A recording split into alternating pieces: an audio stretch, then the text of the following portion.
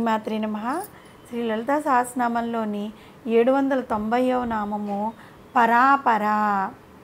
ఈ నామానికి అర్థం ఏంటి అంటే పరా అపర, అమ్మవారు ఈ రెండిటి యొక్క స్వరూపురాలు అన్నమాట.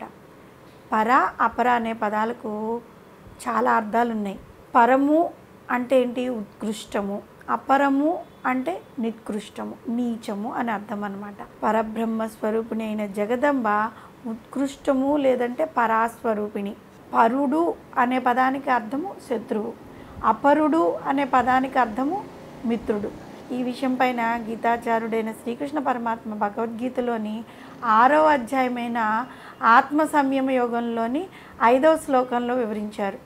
మనుజులు ఈ సంసార సాగరం నుంచి తమను తామే ఉద్ధరించుకోవాలి, తమకు తామే అధోగతి పాలు కారాదు.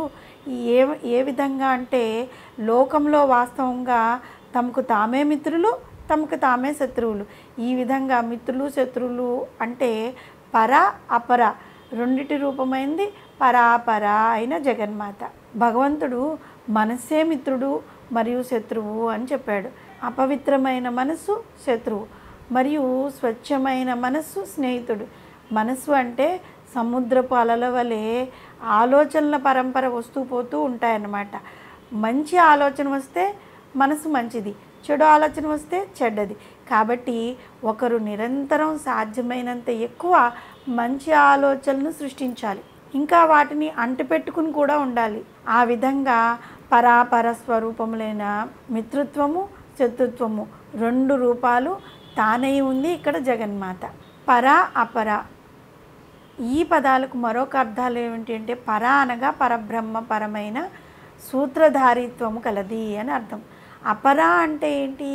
పరబ్రహ్మము తన సూత్రధారిత్వం ద్వారా ఏ విధంగా ఈ ప్రపంచాన్ని నడుపుతాడో అటువంటి ప్రపంచం కలది అని అర్థము. ఈ ప్రపంచమును నడిపించే సూత్రధారి, నడిపించబడే ప్రపంచము, ఈ రెండిటి మధ్య సమన్వయం కలిగించేదే పరాపరా అని వసన్యాది వాగ్దేవతల చేత కీర్తింపబడిన జగన్మాత. పరా అనగా దూరస్థుడు, అపరా అనగా సమీపస్థుడు అని కూడా అర్థాలున్నాయి. పరా అనగా దూరస్థుడు అని, అపరా అనగా సమీపస్థుడు అని కూడా అర్థాలున్నాయి. బహిరంతస్య భూతానాం అచరం చరమేవచ సూక్ష్మత్వాత్ తద విజ్ఞేయం దూరస్థం చాంతికే చ తత్. అంటే ఆయన సమస్త చరాచర భూతములకు బయట మరియు లోపల కూడా స్థితమై ఉన్నాడు. ఆయన సూక్ష్మమైన వాడు కాబట్టి ఆయన్ను మనం అర్థం చేసుకోలేము. చాలా దూరంగానూ ఉన్నాడు కానీ చాలా దగ్గరగా కూడా ఉన్నాడు. విశ్వకోశము పరా అనే పదానికి ఉత్కృష్టుడు, శత్రువు, దూరము అన్న అర్థాలను చెప్పుకుంటూ వచ్చిందనమాట. ఇక పరము అంటే పరలోకము అని, అపరా అంటే ఇహలోకము అని, అదేవిధంగా పరా అంటే ఇతరులు అని, అపరా అంటే కావలసిన వారు అని అర్థాలు కూడా ఉన్నాయి. ఈ ద్వంద్వముల స్వరూపము పరాపరా అయిన జగన్మాత. ఇక జీవుల్లో ఉదయించే వాక్కు కూడా పరా అపరా అనే రెండు రకముల మూలాధార చక్రం నుంచి మొట్టమొదటిగా ఉదయించే వాక్కు పరావాక్కు అయితే, తర్వాత వివిధ స్థాయిల్లో ఉదయించే పశ్యంతి మధ్యమ వైఖరి వాక్కులు అపరావాక్కులు అన్నమాట. జీవుల యొక్క అవస్థలు కూడా పరా అపర అని రెండు రకాలు. అన్నిటికన్నా ఉత్కృష్టమైన తురియావస్థ పరమైతే మిగిలిన జాగృత స్వప్న సుషుప్తావస్థలు అపరములు.